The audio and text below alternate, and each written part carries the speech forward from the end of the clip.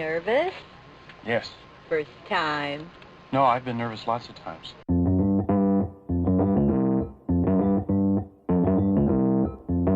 Live from Joe's mom's basement, it's the Stacking Benjamin Show.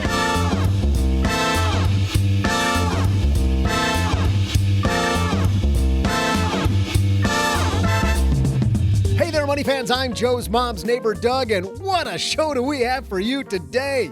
Yeah, I know I say that every week, but it's true. On today's show, do you really need to save those big dollars for retirement? And is there a best way to pay off a credit card? Here to help us with all of that and more, we welcome USA Today contributor and host of the $1 Million Man podcast. Oh my God, Steve Austin's here. Steve Austin's here, everybody.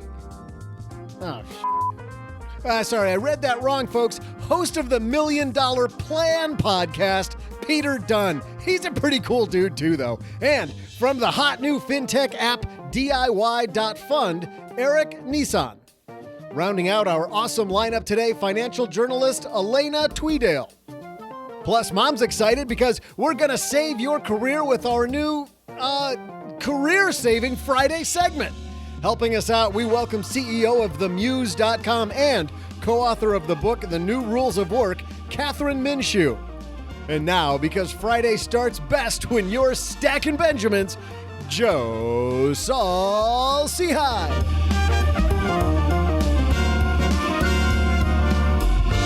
Oh, that's right. Your ship's come in and hopefully is here to help you stack some Benjamins. Hey, everybody. I am Joe Saul Seahigh, Average Joe Money on Twitter. And what a fantastic day. I love what Doug said about our brand new partnership with TheMuse.com and Kathryn Minshew coming down to the basement to kick that off halfway through today's show. But first, what we're going to kick off is you doing better with your money. Because if you head to stackingbenjamins.com/magnify money, you can go to that place where you can comparison shop all the financial tools that you always use. Why do you insist on walking into the bank and just saying, what do you got, when the magic of the best is at your fingertips? Checking accounts that are the best, savings accounts that are the best, CDs that are the best, student loan refinances that are the best, and more. stackingbenjamins.com/magnify money. You know, if you pay your credit cards off every month and you're not getting rewards, man, are you missing out. And if we click over on Magnify Money to reward cards, guess what? The Alliant Cashback Visa Signature Card, 2.25% back. Bam, how about that? Gets a B when it comes to the grade for the card, $59 annual fee, waived the first year.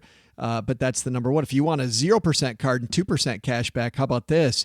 The Fidelity Rewards Visa Signature Card, it says. I don't have relationships with either of those. You know what? I just have a relationship with Magnify Money like you should, so that you can comparison shop stuff that's the best in class. And so excited that we're going to have Nick from Magnify Money back on our Thursday SB Live, Facebook Live, which happens Thursdays at noon. Most Thursdays, I've been out of town for a couple weeks, so those are kind of spotty here, but we'll pick them up again. Every Thursday that I'm back in the basement, we'll definitely have somebody like Nick on, or our friends at Magnify Money, or Gary from Roofstock, all these crazy, crazy friends of ours. Hey, and speaking of crazy, if you're going to get crazy and actually educate your kids about money, you know where you go? FamZoo. Because if you want to give your kids a financial education about how plastic actually works, but not just plastic, also how the real world works. I mean, budgets, stocks, loans, whatever you want to do, it's all available at FamZoo, because it's a handy, award-winning app and prepaid cards that your kids get. Here's how it works. Parents can order the cards in just a few minutes at famzoo.com. Kids get their own individual cards and they can make their own purchases. And this is the key. Here's what I like. I like letting kids make the mistake. And I know a lot of parents, they want to stop their kids. They see them, buying junk and they go, oh, don't make that purchase. No. Let them make that purchase. Then a week later, when the junk is junkified, that's the Joe word for the day, junkified, then you circle back so they don't do it again. Let them make the small mistakes at home, mom and dad, so that they avoid the big mistakes later. FamZoo helps you do that, helps you monitor what your kids are doing. You can move money to the kids, keep an eye on their activity, even lock the cards if it's necessary.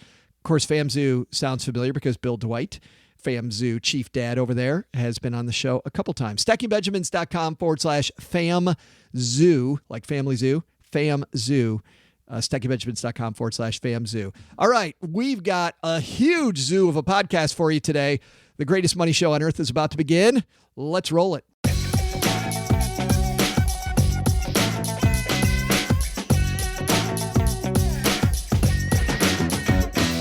All right, let's walk across the basement here to my dad's shortwave and get ready for another week. And you know what? We're going to kick all of our regular contributors to the curb because we got 3 new ones. And actually, the guy who's the most regular, and we're not talking about X, is from USA Today and the $1 Million Plan podcast, Mr. Peter Dunn. I'm glad to be the most regular person on the panel. I'm going to take that to my doctor and ask for a sticker. That's fantastic. So how regular are you, Pete? Very. Thank you. This isn't weird at all. So let's just keep rolling. Fantastic. We're going to go down to Orlando, Florida. He's been on the podcast before. During our FinTech segment, we talked about his passion, which is DIY.fun. It's Mr. Eric Nissan. Nice to be on again. So I think that makes me the second most regular person. You are the second most regular. This is already a train wreck in a hurry. Tell us about DIY Fun for people that missed that episode. I come from the hedge fund industry. And so what we built is a way for people to invest and manage their portfolio holistically, like a hedge fund or like a financial planner would do for you. Awesome. And we're glad to have you back here with us. And let's move up the coast to Philadelphia, where she moved just yesterday, and now she's wondering what the heck she's doing here on my dad's shortwave. Elena Twedale joins us. Hi, I'm thrilled to be here. I can't believe I'm about to say this, but I guess since this is my first time on the show, this makes me the least regular person here. You're the least regular. She had to go there. I had to do it. But I'm happy to be here. It was sitting right there. And you know what's funny is that we've talked about your articles here, and I'm so glad that you're finally with us because you write all over the internet. I do. I've been writing about money for 20 years, and I love it. And also, it's funny because whenever I see your name, I always want to say Tweedale. Is it Tweedale or Twedale? It actually is Tweedale. It's spelled phonetically incorrect. So it is spelled with 1 E, but it's pronounced as if there are 2 E's. So that's so funny, Elena. I've had it right all these years and I get it wrong for the podcast. That's good. You're far from alone. Everybody messes that name up. That's awesome. Well, not like my name. Saul Seha is very easy. So Right. Yeah. Well, let's kick this one off with a piece from Market Watch. And I found this incredibly interesting, and I'd love to get all of your takes on it. This is written by Alessandra Melito. It says, this person asked the internet if it was necessary to save so much for retirement. The response was surprising. And Pete, I think we'll start with you because this person on Reddit said, I don't think I need to be saving as much as a lot of people. And basically the internet said they know how to save. Yeah, that has not been my experience in the financial planning industry. That I've never really met anyone that said they oversaved. It's like when someone dies, no one ever says, well, this is too much life insurance. Please take 25% back. Yeah. First of all, I think people underestimate healthcare coverage, and that's only going to get worse going forward. And I think the other factor here is people just don't want to control their lifestyle, so they make up this excuse as though your financial life gets easier as you age, therefore you don't need money, which of course, in my opinion, is not true at all. No, because you want more for your goals and for the fun stuff. Well, yeah, but obviously, if one of us is going to talk about inflation, I'll leave it to the 2 other professionals on this podcast. 3 other. Joe, you're included too. Thanks. But no, I just think that people think their financial life gets easier the longer they live it, but that's just not the case. If you have bad decisions, they only compound. It's not. I always think that's just a huge misconception. People think it just gets easier because you age, and that's just. Well, isn't the biggest deal here that this person was 25 years old? I doubt he has a family and kids, and that doesn't kick in and hit you in the head later in life. So, I'm assuming he has no idea what he's up for. That's funny because everything's changed for me when family and kids hit. I mean, everything. When I used to meet with clients. Well, and Pete, back to you. When you meet with clients, you probably see that changes everything. I think it does. I think there's something too about hitting your early 30s, which is I always think is your stuff phase. When you get into a little bit of money, you just keep buying stuff. You got all this stuff. And then once you work your way through that, then you realize yeah, and I got a bunch of stuff. I probably need money now. And I think that's when the crossover point takes place for me. Well, let's go over. We'll bring Elena in here in just a second, but let's read what this person told the internet they had. They said, quote, while I understand the importance of saving for retirement, seems to me saving 12% of my pre-tax income will generate more than enough savings for our retirement goals. He's 25, to Eric's point, earns $80,000, expects to retire at 65 with a 6% estimated return, and is contributing $900 a month before a 4% employer match. That would leave him with about $2.5 million, or about $75,000 withdrawn annually. Sounds like a lot of money, Elena. What's he missing? He's missing inflation. Absolutely. So he's 25, which is wonderful that he's thinking about saving now. But he has 40 years until he retires. He said he plans to retire at age 65. So that $75,000 in today's dollars is going to be worth just a little more than $20,000 in 40 years. So if he wants to retire living the same lifestyle that $75,000 will afford him today, he needs to be saving much more than that for the future. To Eric's point, for you and your family, Elena, because I believe you have a spouse and children. I do. Yeah. Did everything change here when you hit the family speed bump? Yeah. I took some time off from work, so there was some change in our income level when the kids came along. You don't necessarily anticipate you're going to do that. I know I didn't expect that I was going to do that. Sometimes what you think you're going to do and what you do are very different in life. So It makes sense to prepare as much as you can before you hit some of these crazy life phases, because you might decide to do something that if you have the financial resources to do them, you're set up for that option. Whereas if you didn't necessarily take those pre-steps beforehand, you have fewer options. You don't have as much financial padding to get you where you want to go. I like that phrase, financial padding. Another thing for me, though, too, Joe, is sometimes people think they're just going to moderately save their entire career, when the better approach is to run hard to make it easier later. Like for me personally, I'm trying to make tomorrow easier. I don't want to have to battle this later. And I think sometimes 20-somethings, either this generation's 20-somethings or the previous generation, any generation's 20-somethings, they don't realize they're just trying to make it easier on themselves by running hard now as opposed to moderately saving. Yeah. Eric, your whole program at DIY Fund is set up to help people do a lot of stuff themselves. What are some of the assumptions that people miss or that they get wrong? Well, I mean, I think, this person posted up that, I'm going to earn, this much percent every year and I'll retire with this much money. And so he, multiplied and put it together. But there's definitely down peaks and troughs in what you're earning. You could argue that the markets are extremely high now. You put in money today, it could take you if there's a decline, could take you 10, 20 years to get back to where you were. And you might not have earned anything during that period. So there's just so many assumptions in what he's written here that I think it sound good on paper, but just don't play out well. Yeah, I love this idea of starting early and building, to Elena's point, financial padding. Let's go to our second piece. It's CNN Money. This is by Danielle Weiner-Bronner. The smartest way to pay off credit card debt. Elena, you went first time, so we're bringing you front and center this time. Is there a best way to pay off credit card debt? I don't know if there's a best way, but there are two commonly accepted ways. One is the avalanche method, where you tackle your credit cards with the highest interest rate first. And the other is the snowball method, where you tackle the credit cards with the lowest balance first. And they both have their advantages. The avalanche method, you probably will pay less in interest over time because you're paying off those high interest cards first.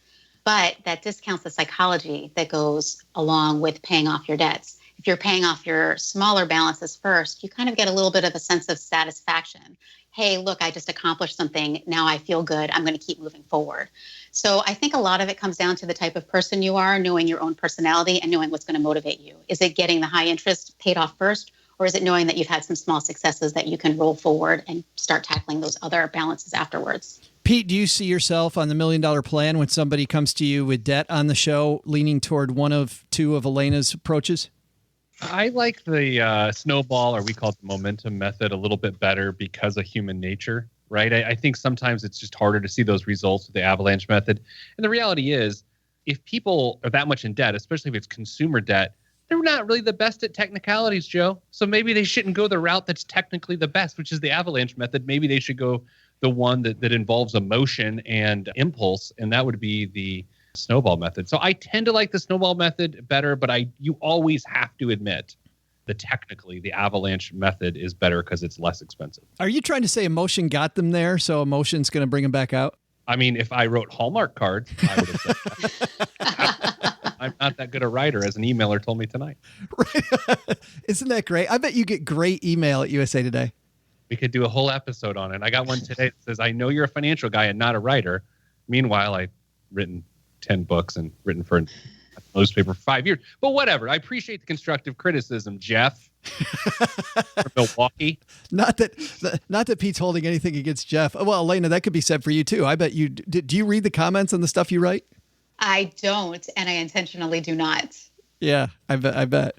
Eric, let's bring you in. You know, you're a data guy. You're a hedge fund guy. Yeah, and I'm like listening to, and I understand the emotional side of it for sure. And I don't deal with clients directly. And so, you know, I'm going to say this with a caveat, but I just can't imagine why you wouldn't want to pay off if it's going to cost you more and have you in debt longer, you know, get rid of that high paying debt first. To me, it would make sense. But again, you know, if you're dealing with clients and they're not able to make headway using that, then, you know, hey, I'll let you guys fight that one out.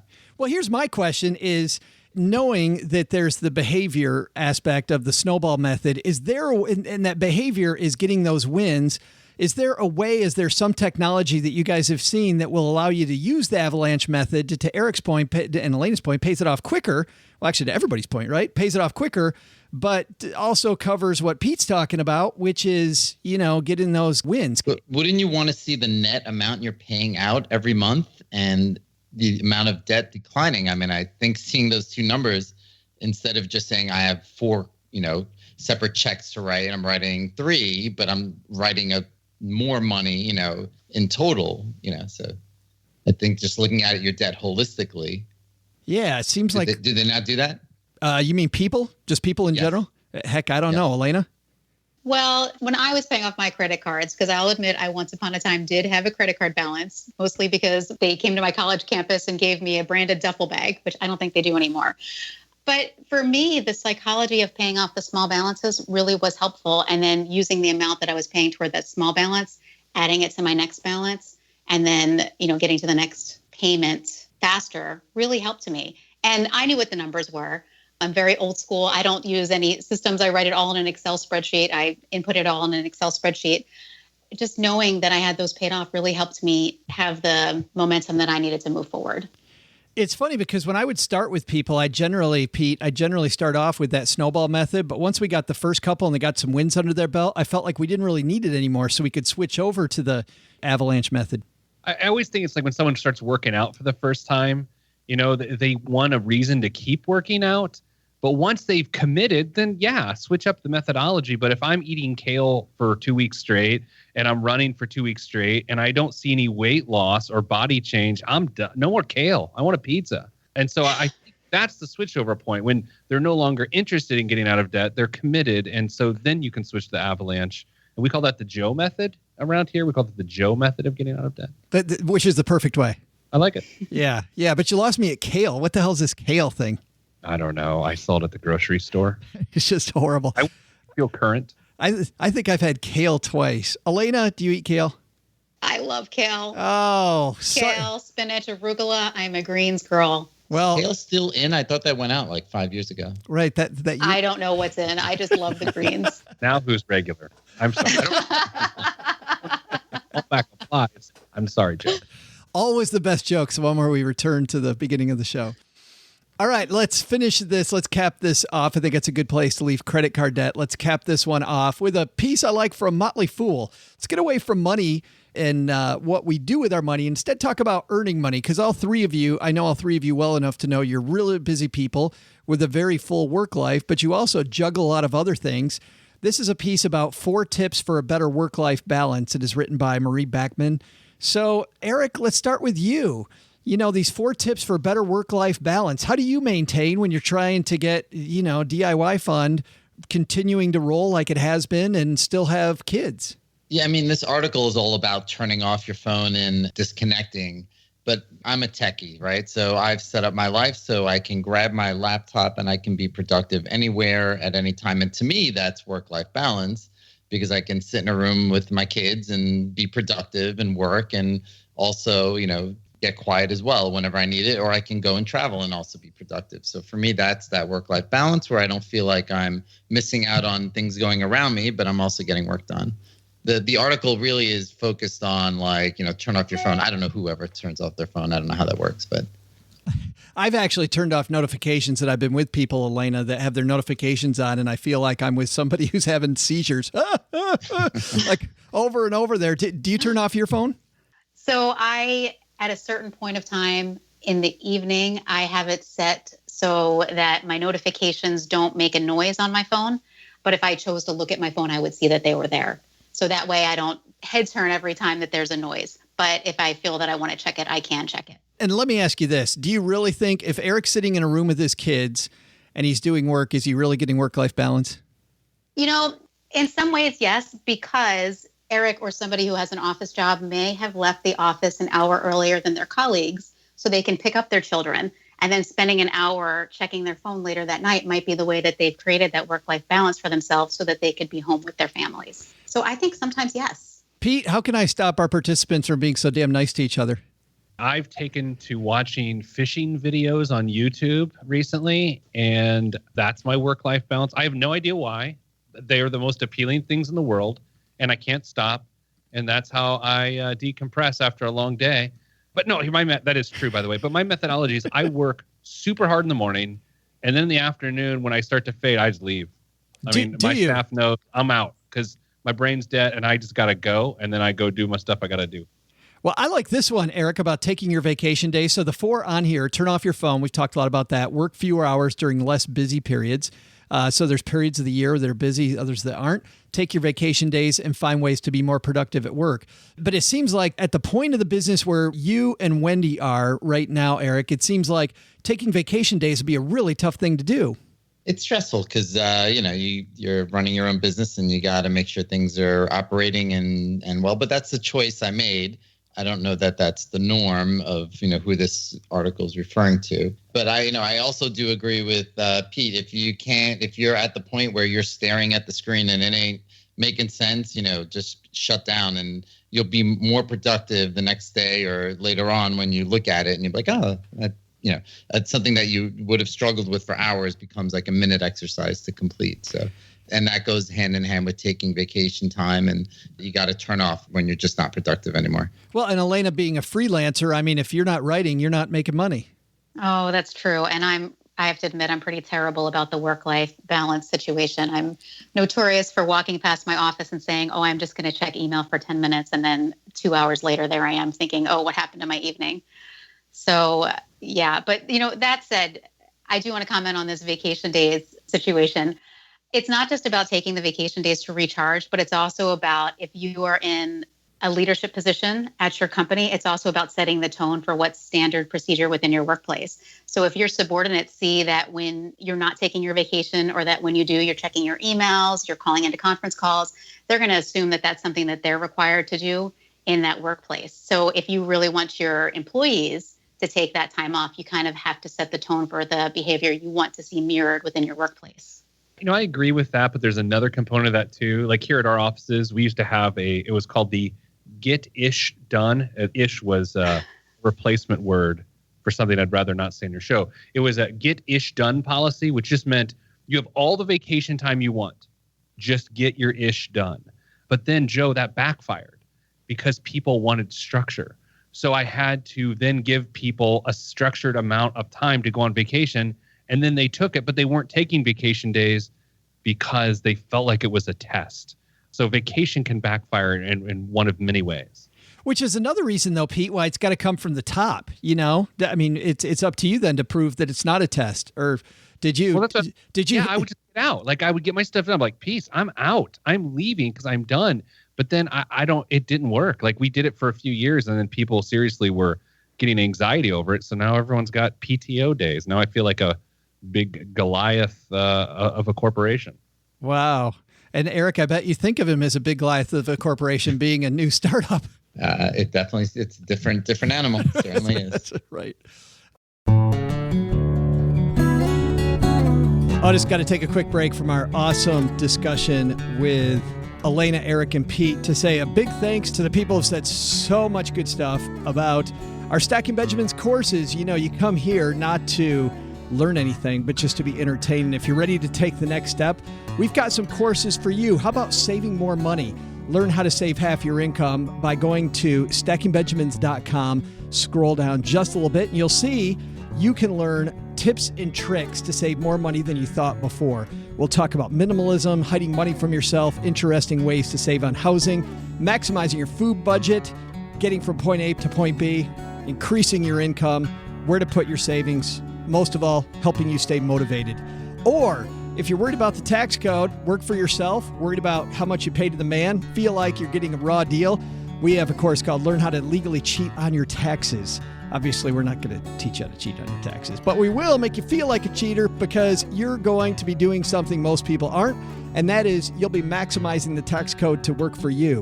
stackingbenjamins.com. Just scroll down slightly, and you'll see our 2 courses. Sign up for those today. All right, you may know that a few months ago, we had Kathryn Minshew and her counterpart, Alex Kavakoulis, on our show talking about their awesome book, The New Rules of Work. And guess what? We started working with them and themuse.com to bring Kathryn Minshew here more often. And I'm so excited. So let's get into making your career better. How do you make more money? You make more money at work. Let's get to work with Kathryn Minshew.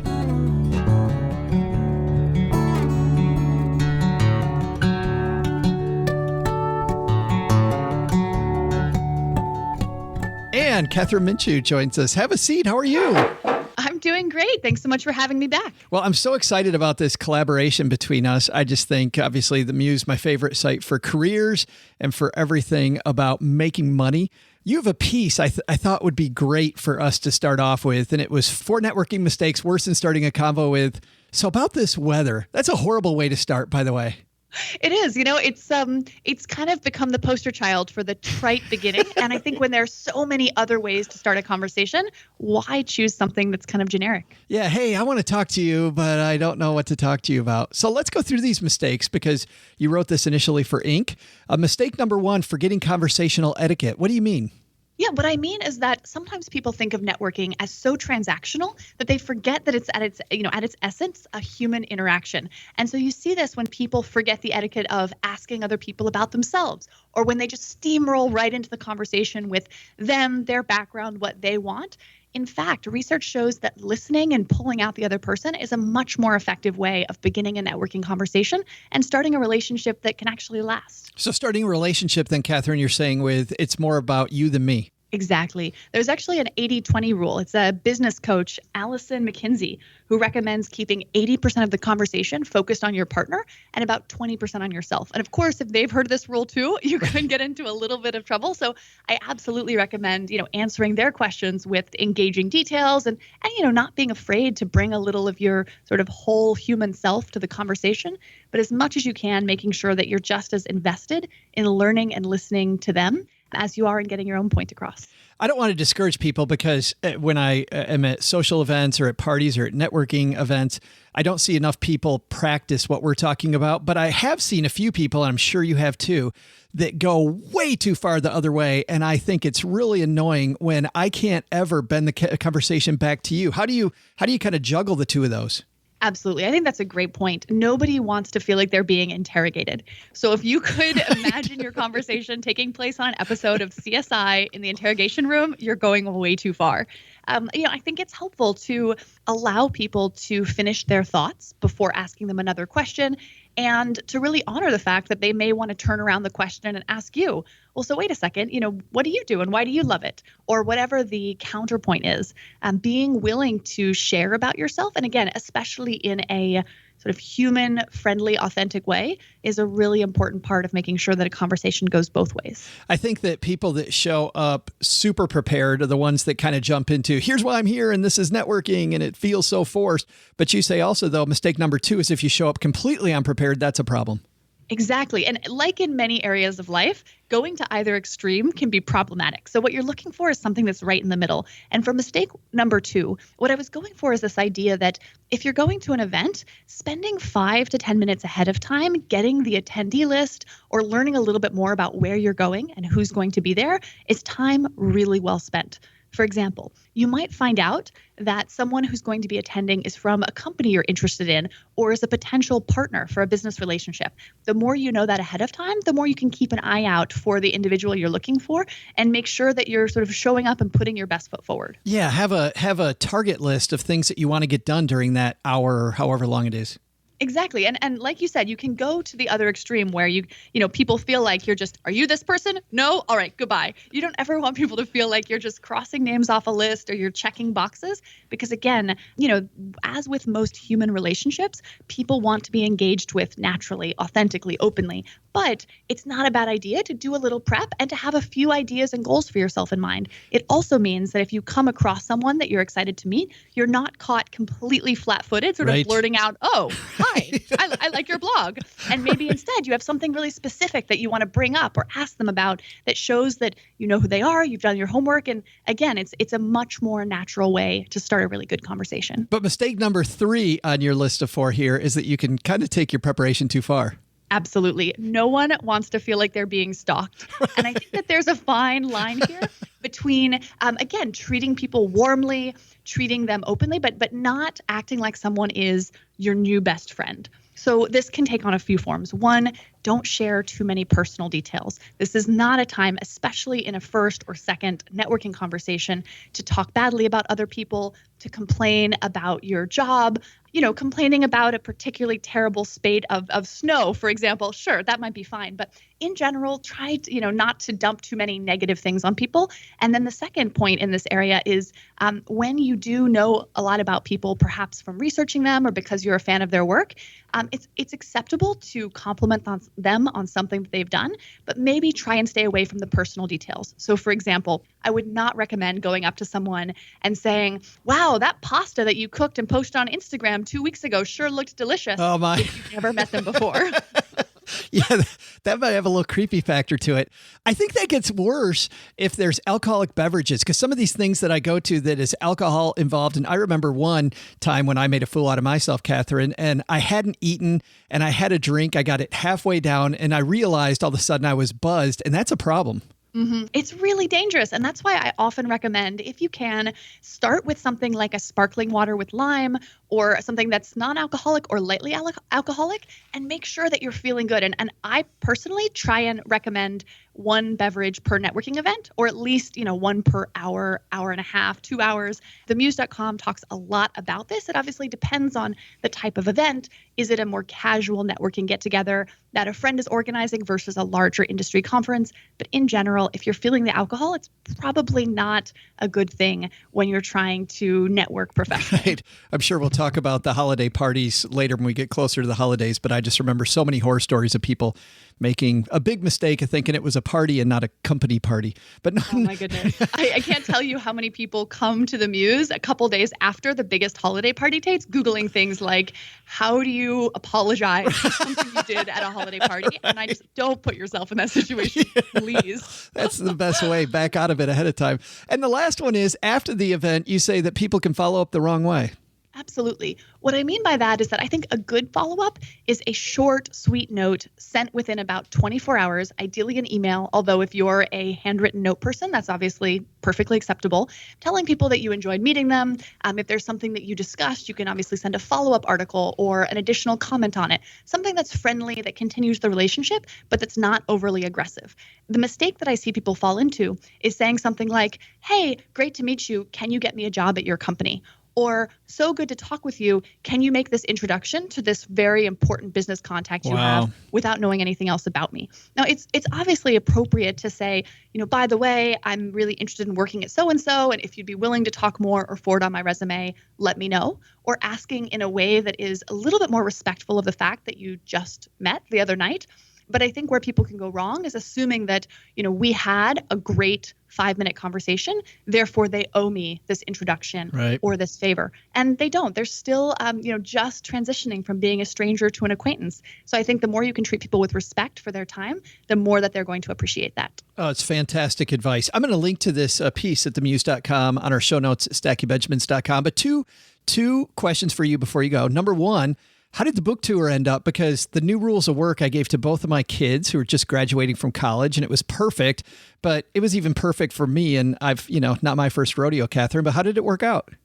I'm so glad to hear it. No, it's been such a fun process. I'm really proud to say we made the Wall Street Journal national bestseller list, of course, which was a huge goal and something that Alex and I are really excited about. And then, we've seen it pop up in the most interesting places. I think as a frequent business traveler, I've gotten so much pleasure from seeing the number of airport bookstores that it's in. Right. And then, of course, getting those emails from not only individuals, but public librarians or people who work in career services saying how much the book has meant to them and how helpful it's been. I think that's been one of the most incredible parts of the process for me. So I'm really excited for it to continue going. We're hoping this is a book that sort of becomes part of the career and job search stable for years to come. But it's been off to a great start, and I couldn't have asked for anything more. Well, and then second, I'll be seen lurking around themuse.com, but tell everybody what's going on there right now. Absolutely. So themuse.com, we have around 50 million people every year who are coming to the Muse to get help navigating their career, making a big change, finding a new job, getting a promotion, any of the sort of core career issues that, that you might come across in your day to day. And so we're obviously signing up a lot of new companies. We work with probably about 700 now of the biggest employers in the country, from, your Facebook and Dropbox and other tech companies to Marriott, BMW, Johnson & Johnson, et cetera. So really excited about what we're seeing on that side. And we've got a couple of really neat consumer innovations that we're releasing later this fall to allow people to engage more authentically and get advice sort of on the go as they need it. I don't want to get too, tease too much, right. But our product and engineering team is really hard at work at something that I am so excited about. And so in the next month or two, we should have a little more to share on that. Well, sounds like you make networking even easier.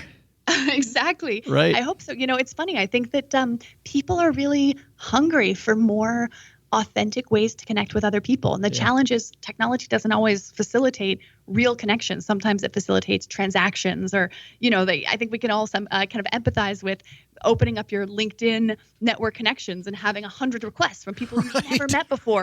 Like, how do you create more human relationships that aren't just based on kind of the immediate give and take, but that are really based on sharing knowledge and helping other people succeed in their careers? You mean I can't just swipe left or swipe right when it comes to my career? Come on. Right? Yeah. Shockingly, no. Kathryn Minshew, thanks for hanging out with us. Thanks so much for having me. It was a great time, as always. And we'll have a link to the new rules of work, the book, if you want to buy it through our site and help the show, or also to themuse.com for help with your career. All right, let's head back to this great discussion with Elena Tweedale, Eric Nissan, and Pete the Planner.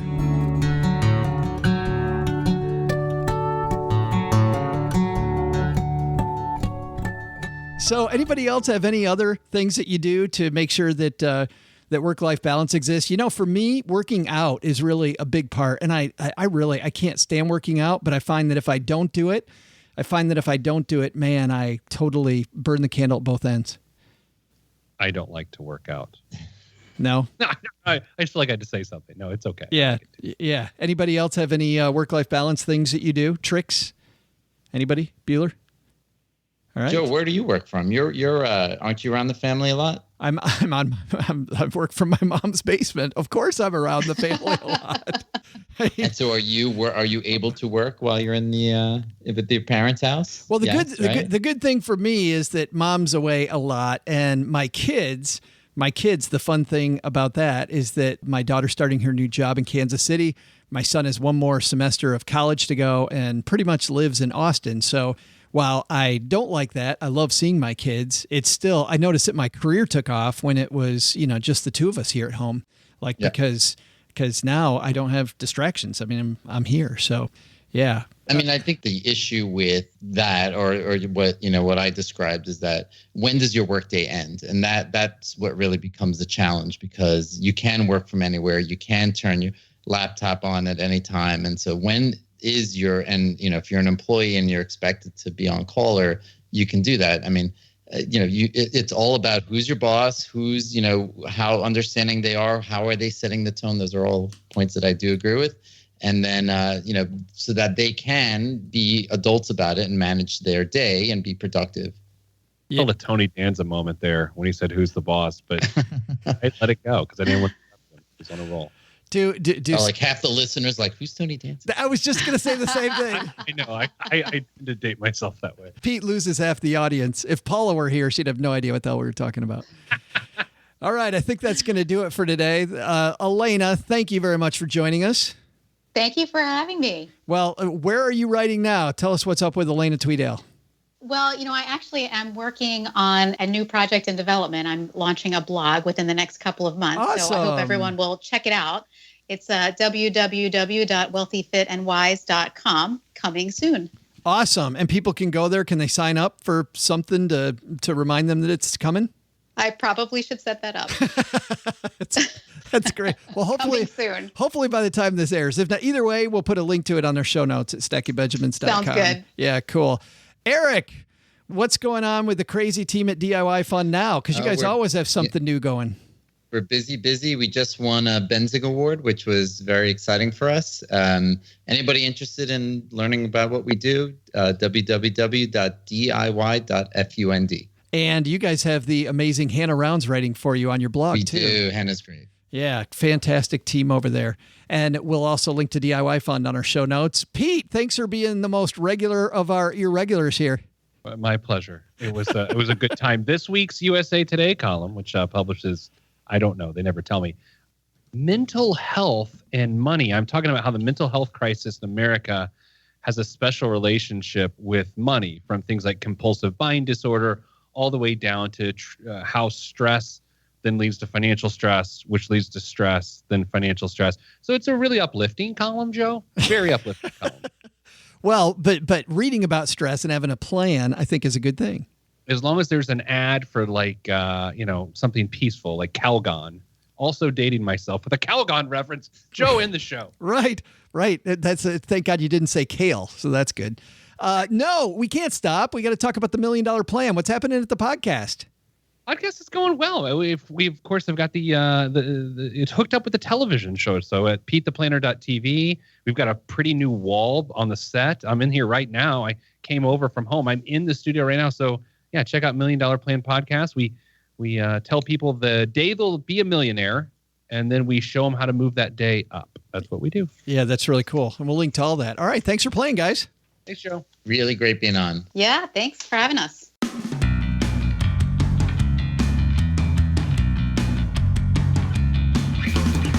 Oh, that's going to do it for today. And man, we've got some good stuff for you coming up next week on the show. More about that in a second. And also more about the game that we're playing. If you're new to the show, you'll want to know about that. First, got to say a big thanks to everybody who's gone to stackybenjamins.com/magnify money. Because when you hit magnify money, you know what you find? That checking account you have, that savings account you have, they're not as good as you thought they were, because you just went into your bank instead of comparison shopping. Why do we comparison shop everything else, but we don't comparison shop those things that can actually bring us much, much better things, like a better savings account, reward credit cards, or if you don't pay them off, a better strategy to pay them off. There's a fantastic debt guide over there about how to get out of debt. You'll want to check that out. As we do usually on Friday, let's go over to Magnify Money, stackybenjamins.com/magnify money, and look. And as we record this, again, 2 at 1.4. So if your savings account is not at 1.4, and I'll bet it ain't, you want to head to Magnify Money. 2 at 1.4, 1 at 1.35, 4 at 1.3, 1 at 1.26, 1.25, 1.21, a couple there, and then down at 1.2. stackybenjamins.com/magnify money. And you know what? You teaching your kids about money? If you're trying to do that, but you're wondering, how to teach them the way things are now instead of when you grew up? Well, guess what? We've got the answer. FamZoo. If you go to stackingbenjamins.com/FamZoo, might sound familiar to you because their founder, Bill Dwight's been on the show a couple times to talk about kids and money. And for a decade, he's been on a mission to help parents be better money mentors to kids. And guess what? When it comes to FamZoo, read the reviews. You will see for yourself. It's a financial education kit that is an award-winning app and prepaid debit cards that you hook up to your account as a parent, which means that you can move money over there. You can watch how they spend money. You can give them allowances. You can decide if they decide to take out a loan from you. You can charge them interest. You can do so many things, track stocks. You've got so many different things you can do with the FamZoo app and the FamZoo tools. Don't be like me and have your kids, well, not like me. Don't be like my parents and have your kid go to college and not know anything about plastic and how it works. I made a mess out of mine because we never talked about it. Give your kids the education at home. stackingbenjamins.com/FamZoo. All right, let's talk about the game. For those of you new to Stacking Benjamins, we play a game on Fridays. My usual Monday, Wednesday co-host, OG, isn't here. And so I play a game just to entertain me and to bring you along with me. This is week number 2 of this game, and each week we have a clue. The clue is either in the title of the show, in the description of the show, or in the first few sentences of the show. Start putting those together and email me when you have the answer. If you're within 24 hours of the first person that has the answer, your name goes in a hat, and the winner we send a prize package to that's made specifically for you. So this week, can you get it? Maybe, but I doubt it. Let's move on to next week. Next week on the show, on Monday, I'm so excited because New York Times bestselling author Jon Acuff, who wrote this great book called Do Over, and he talked a lot in the past about starting. Guess what he found out? Problem isn't getting started with your goals, it's finishing. And so his new book is called Finish, Give Yourself the Gift of Done. And we're going to make sure we wring as much out of him as possible about getting done. So if you're somebody who starts but doesn't finish, you want to be here on Monday as Jon Acuff will tell us some things from the book. And then on Wednesday, love this guy, John Hope Bryant. John's got a great book called The Memo. That's awesome for all those of you that didn't get the memo about how the real world works and you need to know. Well, he's going to talk about how to get the memo and, you know what, taking control of your financial future. And then on the Friday roundtable from the great blog Adventure Rich, Mrs. Adventure Rich is going to join Len Penzo and I. And our Friday FinTech segment, a cool site called Ask Vet. And if you've got pets, this is a technology that you'll want to know about because pets can be expensive. All right, that's next week on the show. Go stack some Benjamins, everybody. We'll see you soon. Special thanks to Pete the Planner for joining us today. You'll find more about the $1 Million Plan podcast wherever you listen to this show. Special thanks also to Eric Nissan from DIY Fund for joining us. Ready to use the tools the pros use with your money? Check out DIY.fund for more. And finally, thank you to Elena Tweedale for joining us on today's show. You'll find out more at ElenaTweedale.com. She's the only person alive who spells Tweedale with 1 E and 2 D's. This show was created by Joe Salsihai, produced by Richie Rudder-Reese, and engineered by the amazing Steve Stewart. Kathleen Selmans handles design, newsletter, and classroom opportunities. If you'd like to learn more, head to stackingbenjamins.com/classes. Online, visit us on Twitter at @SBenjaminsCast or on our Facebook page. Shannon Cowan is our community manager and social media guru. I'm Joe's mom's neighbor, Doug, and I'm pretty much the guy in charge of everything around here. Trust me, this well-oiled machine didn't get like this all by itself. SB Podcasts may receive payment on the show from sponsors and guests in the form of books, giveaway items, discounts, or other remuneration. There's no way you would take advice from these dorks, but like Joe's mom always says, don't take advice from people you don't know. This show is for entertainment purposes only, and before making any financial moves, consult with a real financial advisor. Join us right back here on Monday when we talk to New York Times bestselling author Jon Acuff about getting finished. Tired of starting and not getting the job done? We're all about that on Monday's show. Speaking of finished, stick a fork in this show because this baby's done.